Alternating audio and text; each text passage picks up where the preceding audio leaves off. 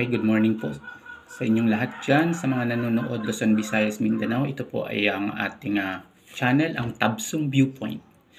So again, itong balita na ito nakakabahala guys, no? Kasi kahapon nagkaroon ng revelation dun sa hearing na ginaganap sa sa Senado ng tinatawag na special committee na pinamumunuan ni Senator Francis Tolentino. No, kahapon po nagkaroon ng revelation doon na ang China daw po is basahin natin yung article dito, no, kasi nakakagulat guys talaga to kasi masyado na ito yung balita na may agam-agam na nagse-circulate sa social media Although wala pang mga ebidensya, puro lang mga hinala. Pero dito dun sa nangyaring investigation kahapon, no, nagkaroon talaga ng presentation si Senator Francis Tolentino. So basahin natin yung article. Nakalagay dito, China is financing local troll farms as part of the covert information in influence operation targeting the Philippine government and Filipino citizen. And during Senate hearing, Tolentino presented a 930,000 pesos check that the Chinese embassy allegedly paid to a local marketing solution firm in 2023 to operate a network of keyboard warriors. So yun po yung nakakabahalang revelation kahapon. Ang allegedly ang China daw po kasi pinipinance yung disinformation campaign. Hinihinala na ito daw po ay para mag-middling dun sa ating darating na election ngayong midterm. So hindi naman po lingid sa kaalaman natin na may mga kandidato tayo, no? Nakikita naman natin sa balita yan na meron tayong mga candidate, especially dun sa national level, na kung saan ay allegedly inaakusahan ng mga pro-China mga kapili politician. So may mga interference daw po na ginagawa yung China according dito sa investigation nito. Nakakabahala ito guys kasi pinakikialaman or foreign interference to na maliwanag na paglabag dun sa ating sovereignty as a nation. Kasi hindi dapat nakikialam ang ibang bansa dun sa political exercise na nangyayari sa ating bansa.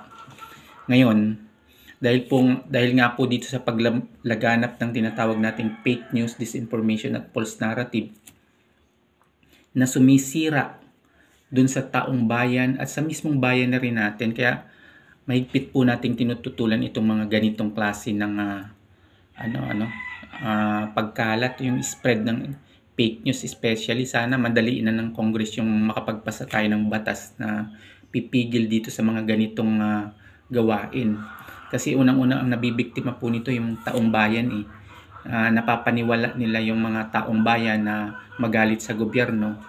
Yun po ang ating tinututulan, yung magkakahiwa-hiwalay tayong taong bayan para lang makuha ng foreign governments yung kanilang objective dito sa ating bansa, which is yun po ang nakakabahala dito sa balitang ito. Kaya again, itong channel po na ito nakadedicate po ito sa mga ganitong paglaban sa mga ganitong aktibidad.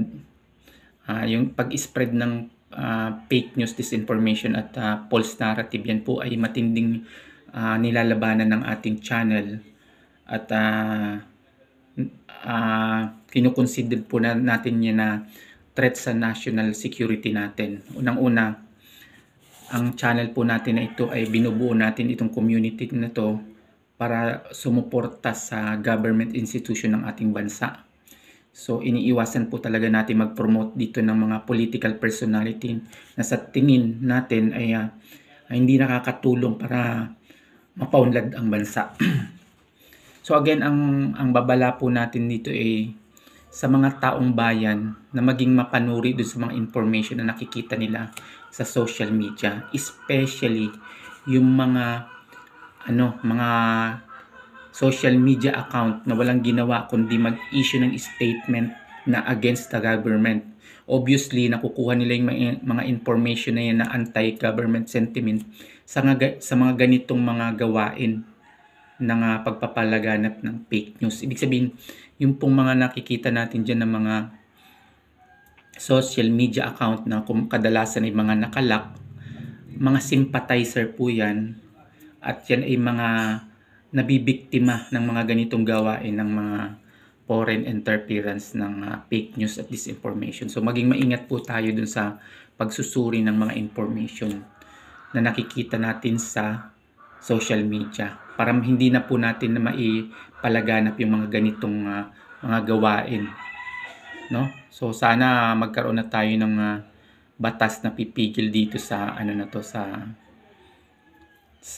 mga gawain na to, kasi ito pa lang yung pinakamatinding revelation na may pinapakitang ebidensya. Unlike dun sa mga mga general statement na nakikita natin sa social media na pinupunduhan daw po ng China, yung mga pro-China makapili politician dito, or binabudgetan para mas maiboto ng tao. Again, ang panawagan po natin, maging pro-Philippines tayo, wag nating iboboto yung mga allegedly pro-China makapili politician na ang tingin natin yan, itutulak lang yan yung tinatawag na Chinese narrative na hindi maganda, disadvantage sa Pilipinas. So yun po ang ating message for today. Sana mag-ingat po tayo sa mga ganitong gawain ng mga fake news peddlers na to. At suportahan po natin ang pagiging pro-Philippines natin. Yun lang po ang topic natin, at i-update ko po kayo regularly pag may nakikita tayong mga ganito na statement na sa tingin natin ay kailangan natin bigyan ng pansin at ibigay sa inyo, i-guide kayo na maging tama yung ating magiging desisyon sa future, sa kinabukasan ng ating bansa. Yun lang po, at maraming salamat sa inyo. At sa may mga comment po, ano sa tingin po ninyo itong mga ganitong klase ng mga gawain ng foreign, ng China, o allegedly ng China, na pagkakaroon ng mga meddling dito sa ating political system. So anong masasabi po ninyo dyan? At kung may mga suggestion po kayo, i-comment lang po ninyo dito sa ating comment section. At saka sa mga hindi pa po nakasubscribe, please subscribe po sa ating channel. Magkaisa po tayo sa ating layunin, ang pagiging pro-Philippines. Yun lang po, at sa inyong lahat yan. Peace.